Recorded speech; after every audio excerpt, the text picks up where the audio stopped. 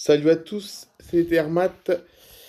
Bienvenue donc dans cette vidéo. Donc aujourd'hui, je vais vous présenter le jeu Flight Radar. Pardon, excusez-moi. Aujourd'hui, je vais vous présenter le jeu Real Flight Simulator. Donc Real Flight Simulator, c'est un jeu d'avion qui est sorti, je crois, en 2019. Donc il a 7 ans ce jeu. Et donc aujourd'hui, je vais vous le présenter. Donc déjà, c'est un jeu payant, voilà, RFS, pour les intimes, pour les intimes, Real Flight Simulator, ça se dit RFS, hein, c'est plus simple de dire RFS. Donc RFS, c'est un jeu qui est payant, donc il faut payer, mais par contre, une fois que vous payez pour installer le jeu, eh ben, après, pour avoir l'ensemble des aéroports et des avions disponibles dans le jeu, il faut un abonnement pour avoir RFS Pro. Voilà. Donc moi, j'ai pris l'abonnement RFS Pro, donc j'ai droit à tous les aéroports et à tous les avions du monde, ce qui n'est pas le cas si vous n'avez pas si vous n'avez pas le si vous prenez pas l'abonnement, quoi. Voilà. Donc je vais vous présenter les types d'avions qu'on a. Donc déjà, quand vous ouvrez le jeu et que vous êtes sur la version Pro, vous tombez sur cette page. C'est la page d'accueil du jeu, ça. Donc nous, on va faire voler maintenant. Donc si vous voulez faire un vol tout de suite, voler maintenant. Et là, vous avez une longue liste d'avions. Il y a beaucoup d'avions.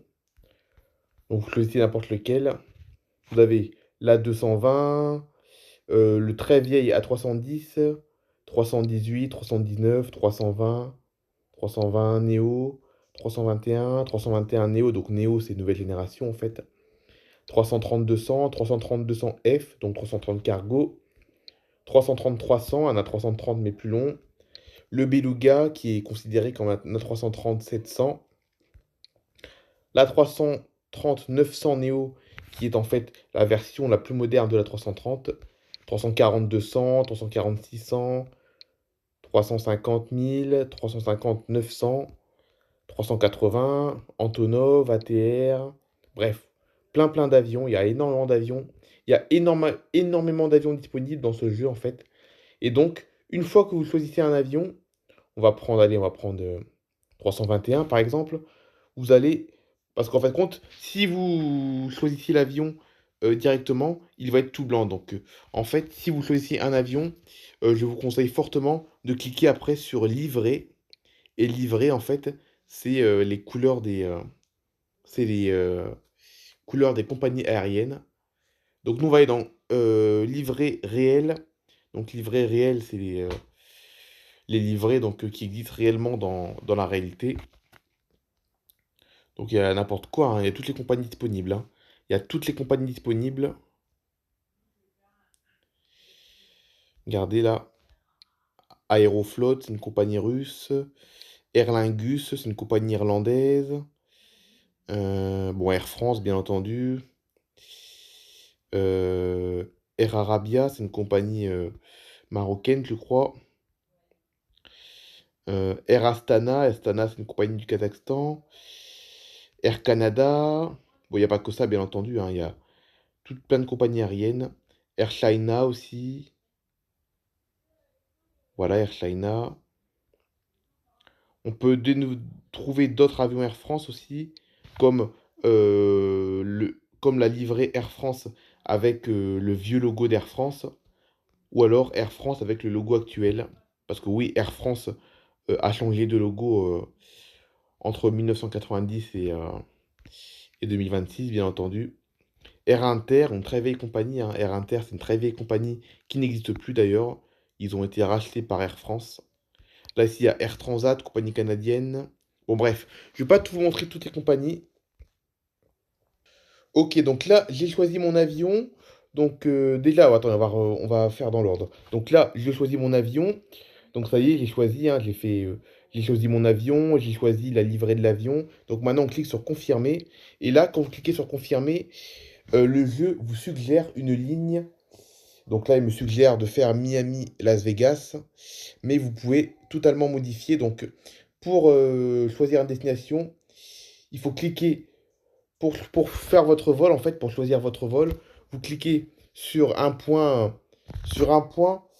où il y a des lettres et des lettres qui sont entourées d'un rectangle bleu foncé, comme celui-là, regardez là, KTTA, donc c'est l'aéroport de Raleigh, en fait, c'est en Caroline du Nord. Donc là, vous cliquez sur... Donc là, une fois que vous cliquez sur ce point, vous prenez soit vous cliquez soit sur l'avion qui monte, soit sur l'avion qui descend. C'est en fait décollage et atterrissage. Donc nous, on va prendre bien entendu l'avion qui monte. Donc on part de Raleigh. Et là, il me suggère toujours Las Vegas, mais pour changer. Et donc pour choisir votre destination, il faut que vous recliquez de nouveau sur un autre point où il y a des lettres indiquées à l'intérieur d'un rectangle bleu. Washington, voilà. Donc ça y est, vous avez... donc votre vol est programmé, ça y est, hein. Raleigh, Washington. Vous pouvez choisir également, après, je vais vous remontrer, hein. Je vais vous remontrer la manip, ce qu'il faut faire. Là, vous n'avez pas tout à fait compris.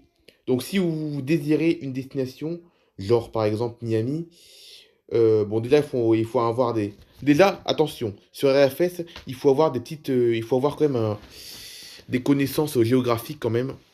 Donc si vous connaissez bien, par exemple, les États-Unis, vous savez que Miami, c'est tout en bas à droite. Donc vous zoomez sur la Floride. Vous regardez les noms de villes, parce que les noms de villes sont indiqués. On voit très mal, mais on voit quand même. Donc là, vous cliquez sur le point juste à côté où il y a marqué Miami. On ne le voit pas bien, mais on le voit quand même. On clique dessus, regardez. Ensuite, je veux décoller de Miami. Donc comme je veux décoller, j'appuie sur l'avion qui monte. Il me suggère encore Washington.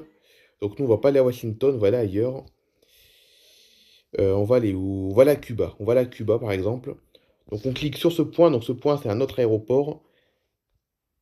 Cayo Coco. Voilà, donc ça, c'est un aéroport de Cuba. Il y a plein d'aéroports, hein. Et attends, il y a celui-là aussi. Ingano. Ingano. Ou alors Santiago de Cuba. Allez, hop. Donc ça y est, je l'ai programmé mon vol. Miami, Santiago de Cuba. Et là, par contre, pour le décollage, vous n'êtes pas obligé de partir de la porte d'embarquement. Vous pouvez partir. Donc là, une fois que vous avez tracé la ligne, vous recliquez de nouveau sur votre aéroport de départ, comme l'aéroport de Miami. Donc là, vous pouvez choisir soit runway. Donc si vous cliquez sur runway, ça veut dire que vous allez directement partir de la piste. Vous n'allez pas partir de la porte d'embarquement, vous allez partir directement de la piste. Ou soit gate. Donc si vous cliquez sur gate, le jeu va vous mettre l'avion sur le point de stationnement et ce sera à vous de faire le roulage jusqu'à la piste. Mais nous, vu qu'on n'a pas trop le temps, on va directement faire runway. Runway. Donc ça veut dire que là, quand je vais commencer le vol, je ne vais pas partir de la porte d'embarquement, je vais partir directement de la piste. Donc commencer le vol en bas à droite.